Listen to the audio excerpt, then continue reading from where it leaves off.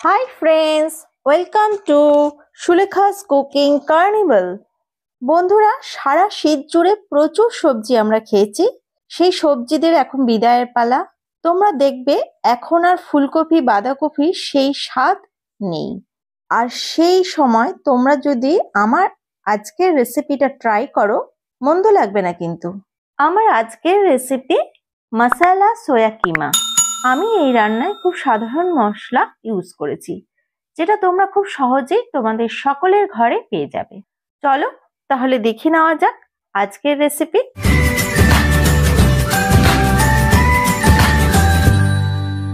সোয়া কিমা বানানোর জন্য আমি এখানে নিয়ে নিয়েছি কিছু সোয়া চাংস। আমি এই সোয়া চাংসগুলোকে 15 মিনিট আগেই গরম জলে ভিজিয়ে রেখেছিলাম। দেখো, সোয়াগুলো সম্পূর্ণ জল সোক করে সফট হয়ে গেছে। এখন এগুলোকে আমি একটু রাফ ব্লেন্ড করে নেব। দেখো, ঠিক এইটুকু করলেই হবে, এর থেকে বেশি করার দরকার নেই। এছাড়া আমি নিয়ে নিয়েছি একটা বড় সাইজের পেঁয়াজ কুচি, ছোট বাটির 1 বাটি মটরশুঁটি, একটা টুকরো করা টমেটো, রসুন বাটা, আদা বাটা, 4-5টা কাঁচা লঙ্কা কুচি।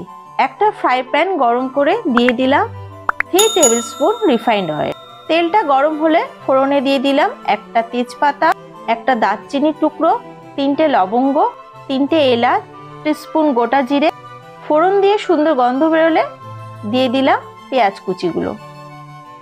পেঁয়াজগুলো হালকা ব্রাউন হলে দিয়ে দিলাম কাঁচা লঙ্কা কুচি। এবার দিয়ে দিলাম 1 টেবিল স্পুন রসুন বাটা, 1 টেবিল স্পুন আদা বাটা। এইবার এই সব কিছুকে কয়েক সেকেন্ড একটু ভেজে নিয়ে দিয়ে দিলাম টুকরো করে কাটা টমেটোগুলো।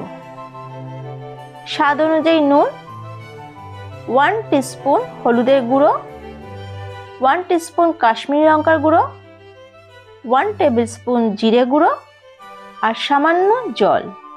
জল দিয়ে 1.5 থেকে 2 মিনিট কষিয়ে নেব এই সমস্ত মশলাগুলোকে। জল দিলাম কারণ তা না হলে মশলাগুলো পুড়ে যেতে পারে। এবার মটরশুঁটিগুলো দিয়ে দেব। মটরশুঁটিগুলো দিয়ে একটু নাড়াচাড়া করে কষিয়ে নেব। মটরশুঁটিগুলো একটু নরম হয়ে এলে দিয়ে দেব রাফ পেস্ট করা সয়াবিনগুলো। এবার নাড়াচাড়া করে সব কিছুকে একসঙ্গে আরো কিছুক্ষণ কষিয়ে নেব। 2-3 মিনিট কষানোর পর দিয়ে দিলাম 1 কাপ জল। জল দিয়ে ঢেকে দিলাম মিনিট 3-এর জন্য, যাতে খুব ভালো করে সোয়া ও মটরশুঁটিগুলো সেদ্ধ হয়ে যায় আর সোয়াগুলোর সমস্ত গ্রেভি সোক করে সফট এবং জুসি হয়ে যায়। 3 মিনিট পরে ফিরে এলাম। দেখো, ঝোলটা শুকিয়ে গেছে, প্রায় হয়েই এসেছে। এখন আমি দিয়ে দিলাম 1 টিস্পুন চিনি। এটা সম্পূর্ণ অপশনাল, তোমরা না চাইলে নাও দিতে পারো। সবশেষে দিয়ে দিলাম 1 টিস্পুন গরম মশলার গুঁড়ো, 1 টিস্পুন ঘি। এবার আবার সবকিছুকে একসঙ্গে ভালো করে নেড়েচেড়ে মিশিয়ে নিলাম। কিছু ফ্রেশ ধনেপাতা কুচি দিয়ে দিলাম। একদম কমপ্লিট হয়ে গেছে আমার আজকের রেসিপি মশালা সোয়া কিমা। গ্যাসটা অফ করে 5 মিনিট স্ট্যান্ডিং টাইমে রেখে সার্ভ করে নেব। তো বন্ধুরা, কেমন লাগলো আমার আজকের এই রেসিপি? ভালো লাগলে অবশ্যই লাইক কমেন্ট করতে ভুলো না কিন্তু। আর তোমাদের ফ্যামিলি ও ফ্রেন্ডদের সাথে প্রচুর শেয়ার করে আমার পাশে থাকার অনুরোধ রইল।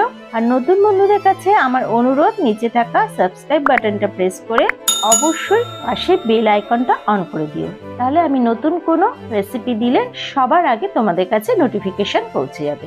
আজ তাহলে এ পর্যন্ত, আবার চলে আসবো নতুন কোনো রেসিপি নিয়ে। টাটা।